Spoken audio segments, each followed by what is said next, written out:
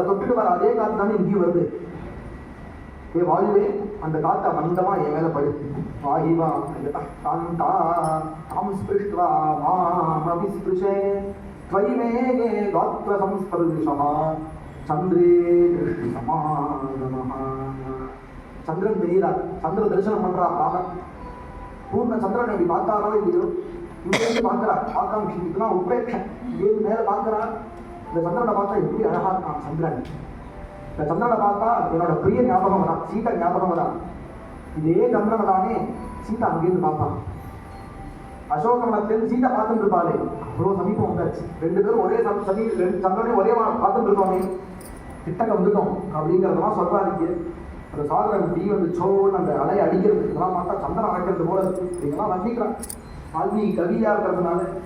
இந்த உலகமே, இந்த பூமியே, ஆகாசமே, அந்த ஆகாசராஜன் தன்னோட கையை வச்சிருந்து, கை தான் சமுத்திரம், இந்த சமுத்திர அலையை வச்சுட்டு அடி சந்திரன் அரைக்கிறது போல தான். அரைக்கும் போது அப்படியே அந்த கண்ணில் பட்டு அந்த தீர்த்தங்களாம் தெரிக்கிறது இல்லையா, சந்திரன் அரைக்கும் போது அப்படியே சந்திரன் தெரிச்சு விழுமே, அதே மாதிரி அதை தெரிச்சு விழுது அப்படிங்கிறதுலாம் நம்பிக்கிறாங்க. அழகா ஆச்சரியமா சில வானலாம் இங்கே நின்று இருக்கான். இந்த சமயத்தில் அவனுக்கு தெரிஞ்சிருக்கு ராவணனுக்கு அக்கறையில் இருக்கான் இல்லையா, லங்கையில பெரிய சைன்யம் வந்துடுத்து அக்கறையில அப்படின்னு தெரிஞ்ச உடனே ஒரு பெரிய மந்திராலோசனை பண்ணிட்டான்.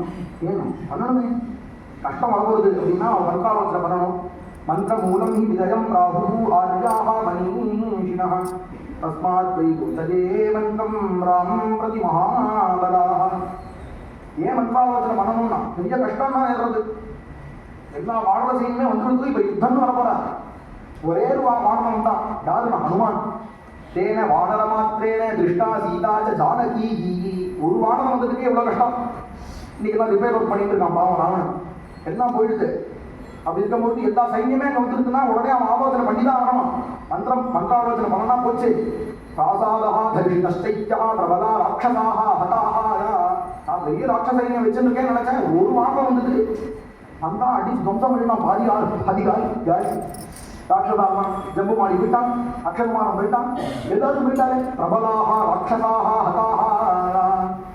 हितम पुरेद सैन्ये सर्वम सम्मन्यताम ममे. ராவணன் எல்லாரையும் கூப்பிட்டு சொல்றான். அதனால தான் இந்த மந்திராலோசனை. அவாவோ பலசாலியா இருக்கான்னு தெரியுது. அதனால அவன் அதை அடிக்கணும் வெட்டியா. அதே யாச்ச மயா சீதாரா ராகவௌ ஹதௌ தௌ ராகவௌ மயா.